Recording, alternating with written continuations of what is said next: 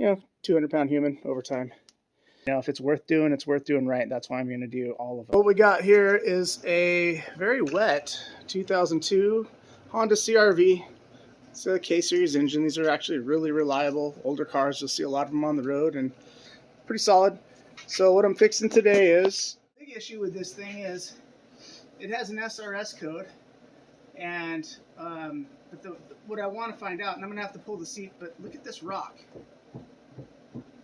in the seat. So if I change the settings on the seat, it still has that rock.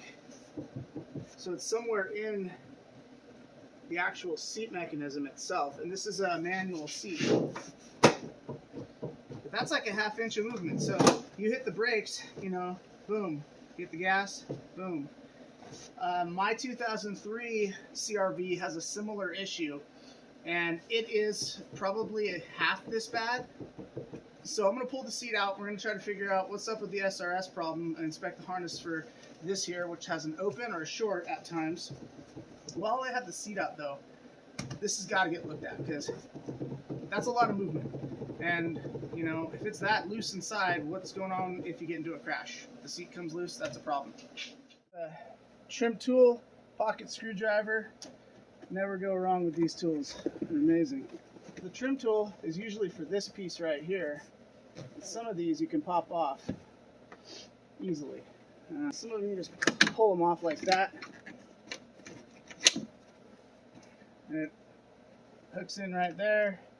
And then it's got these little tangs that wrap around. This one's real simple. Same type of thing. I'm just going to defeat. It's already got one broken little corner. So all I did is just defeat the sides and it slid right off.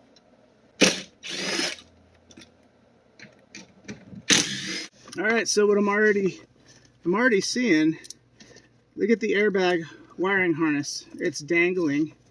None of this is clipped in. Right?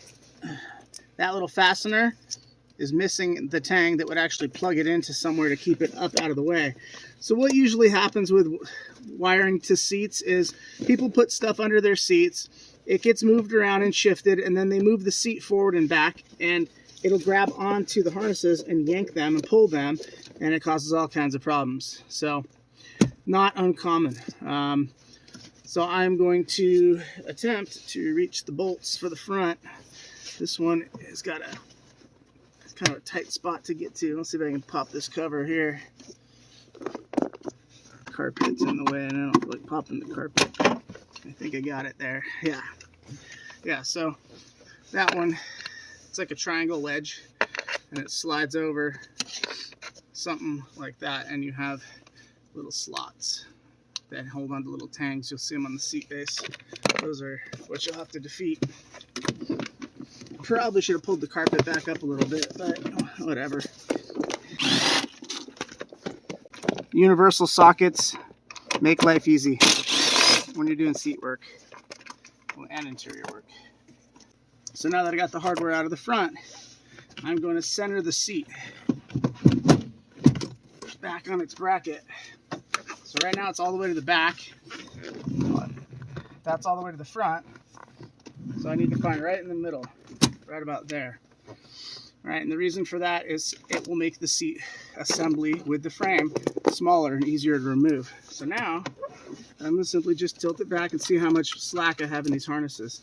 Actually have more slack than I thought because they're not connected. So this is a SRS self-terminating harness. You just simply pull back on the connector and disconnect it, and it terminates it for you. So you don't have to get all freaked out. And this one here, the long one, this is to your side airbag.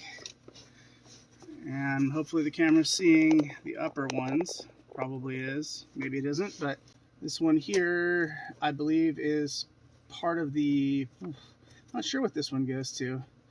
It's definitely maybe that this has what's called a seatbelt retractor. I don't know if it's a seatbelt retractor, but they call it it's basically like a locking seatbelt. When it goes off, it pulls the seat buckle tight. And these connectors, typically, you have a sleeve, and you can just kind of pull that sleeve back. Let's see if I can get it from this side so you guys can see it, hopefully. I'm going to push the sleeve off this way, just like that. And that's how you release that one. And then this one's just a standard 3-wire switch connector. This is for the seatbelt buckle. All right, so now all my seat harnesses are disconnected. I don't like this one dangling willy-nilly, so I'm going to try to fasten this somewhere where it's supposed to be. I believe it probably connects like right there. Is what it looks like. That's where I would think it would go, because all three of them kind of go together. So it's just one of those things. I want to make sure that this is not an issue. So the problem that we're getting is from the seatbelt switch. I was wondering if I was going to see that this harness was damaged. And one time I got in the car and I sat in it, and this SRS light was off. And then I rocked back and forth in the seat in that play that it had, and all of a sudden the light came on. So it makes me think that it's possible that movement in the seat has pinched the harness somewhere. So that's possibly why I'm going to be digging further into that seat movement issue. So it's a good idea to put something down to protect the interior. Right? I'm going to come forward slightly, rotate, and bring the seat out. Now, one thing I didn't do yet, not going to hinder me from doing it, is to take the headrest off, because you need the clearance. Right, so pull your headrest, get that out of the way. And now, you bring the seat forward slightly like that. You can collapse it a little bit. And now that I have it sitting on here, it's not scratching. You can slowly bring it out.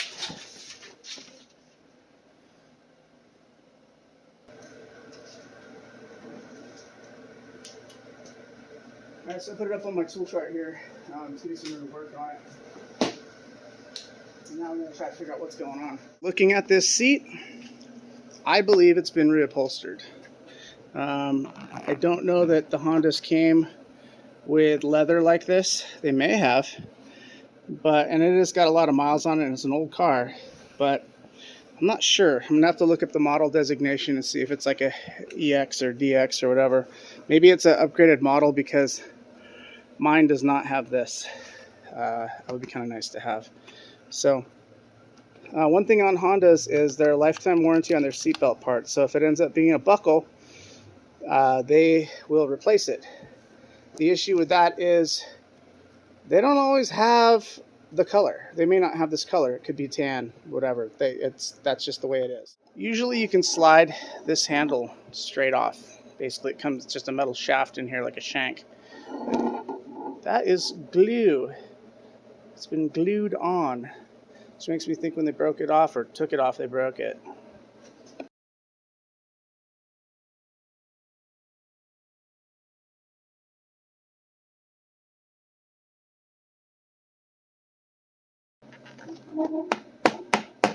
There it goes. Yeah, it was glued on. See? So this is your seat spring. Right here, this is the one that's going to make the seat, well, just so you can see it, right? It forces the seat forward. So when you go, you're like one of those cool kids that rides around like that, and you realize how bad it is on your back and you can't see shit, and then you flip that lever and it comes forward. Alright, with a little bit better lighting now, I can show, you can see the movement. That's why I save my old kitchen brushes. It's this type of thing in here. I'll let this out there.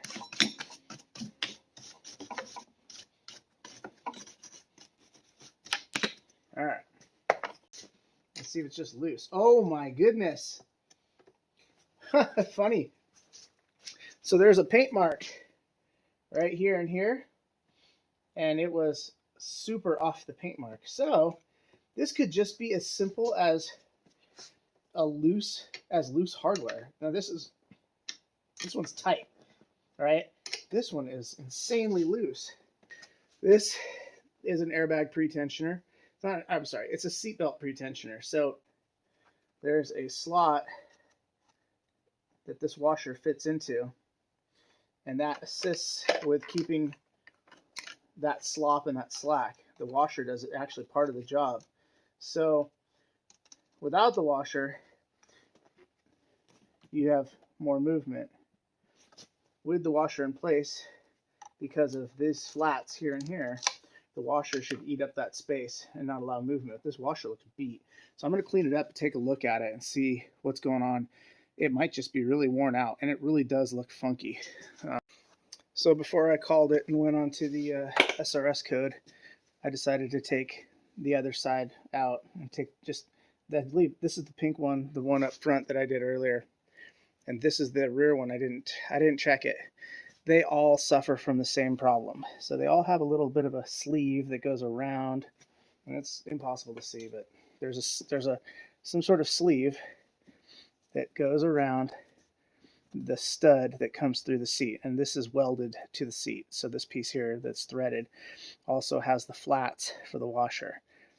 Over time, they're just gonna wear, and that sleeve is gonna flake apart, and it's actually gonna get in between the washer, and it'll not allow the flats to engage. So, all right, so it may be hard to see, but right here, there's like a worn piece. It's like almost loose. I can almost see that right there, kind of pushing up and down on it. That might be the majority of our issue right there, is that, yeah, it looks like it's just gonna flake off and break free, which, yeah, there it is. That's what I figured. It's just some worn out metal. Yep.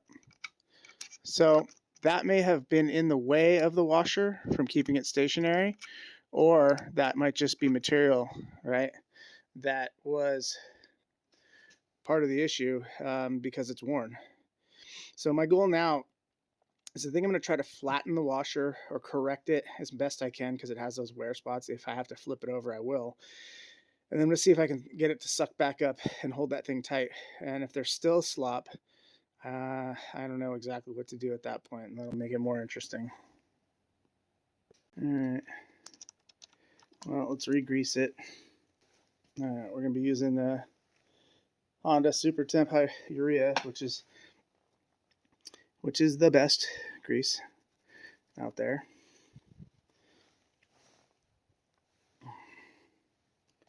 Let's see if we can make this work.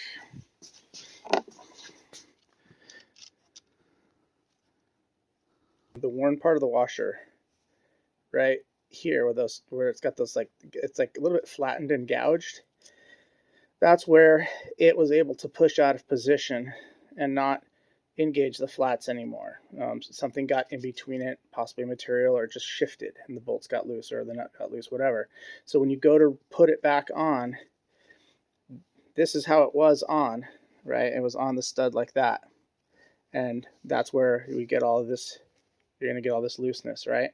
When I go to put it back together, I'm going to flip it, and the nut is going to engage this side, because this side, the flats are nice and clean, and this side of the washer is nice and flat. So that should help significantly in fixing this problem. 200-pound human over time. I'm going to re-engage those flats like that, and hopefully reduce the movement again. I should have probably checked them all, and if it's worth doing, it's worth doing right. That's why I'm going to do all of them. So I've already done the two on the other side.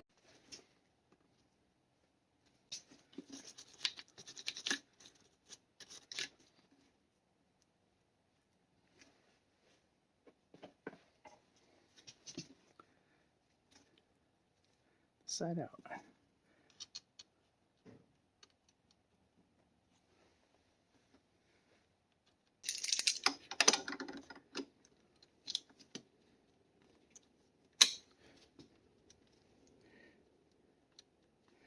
So putting the vice grip here squeezes these two plates together, and you'll get a full purchase on that shoulder.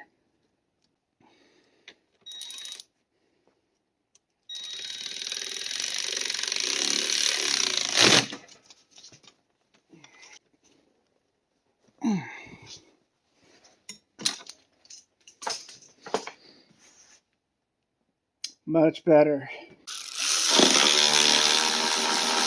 It's only a small little shoulder that comes through where you have the flat here and here that hold the washer in.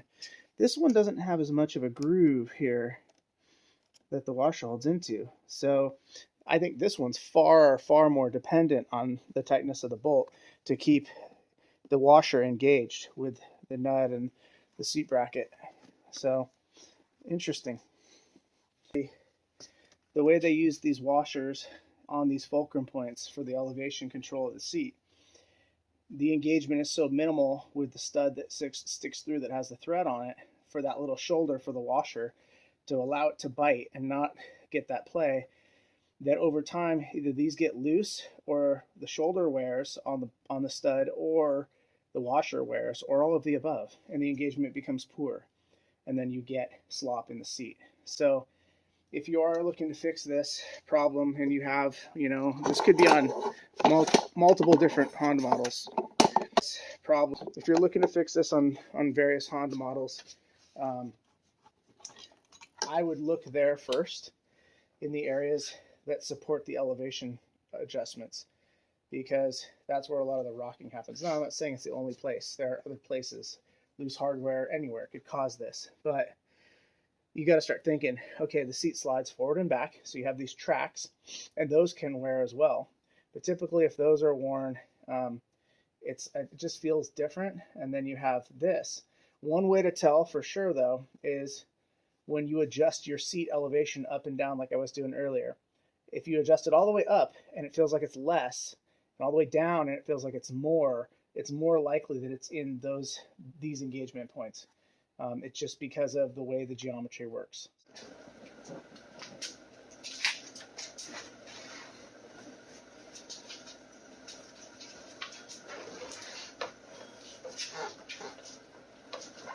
It sounds crazy, but if I didn't see that,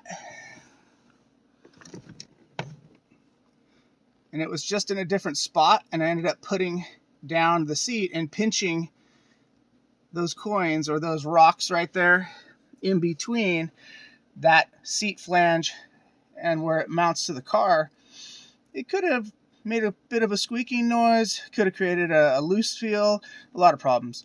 So you got to be aware of that.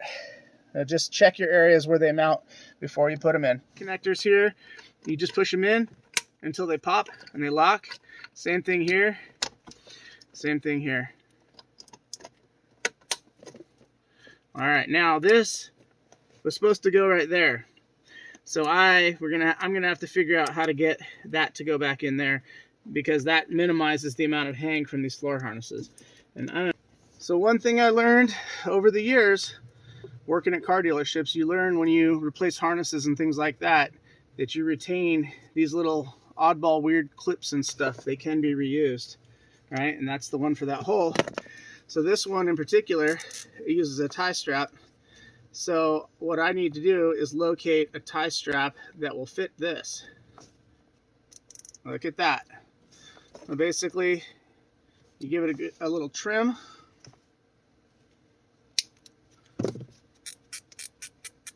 And now I have a repurposed harness clip.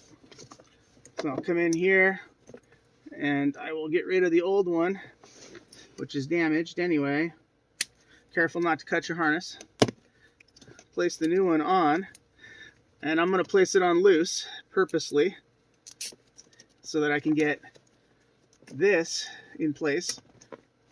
And now I'll look where the old harness was zipped up, and I'll zip it up. Cut off the remainder, and I will basically have repaired that harness clip that was damaged, because once that little triangle prong that locks in is gone, this is useless. So save the ones that have that, and they're literally just a tie strap, and you can just repurpose them. Believe me, you don't want to strip these holes out in the actual car.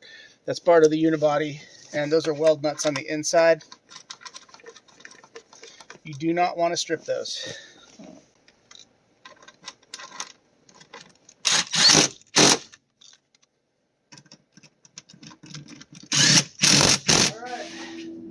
All right. Tell me something good. Oh, wow. That is amazing. There's like no rock at all in it. Seat down a little bit.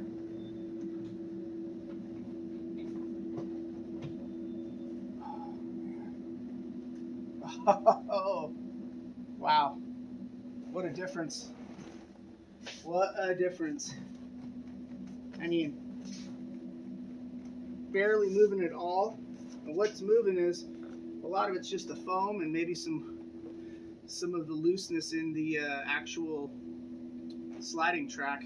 But so that fixed it for sure. What a difference. Wow. That motorized ones that have manual up and down, or motorized up and down, back and forth, all of that, those seats are heavier, they have more components, but they do everything in a very similar way. So there's always something that's kind of linkage that's holding things together, and typically that play comes from the adjustments up and down. When you have seats that do the up and down movement, that's where that play can start to develop. So take a look at those washers and reset them or tighten them down or seat them properly, whatever you got to do.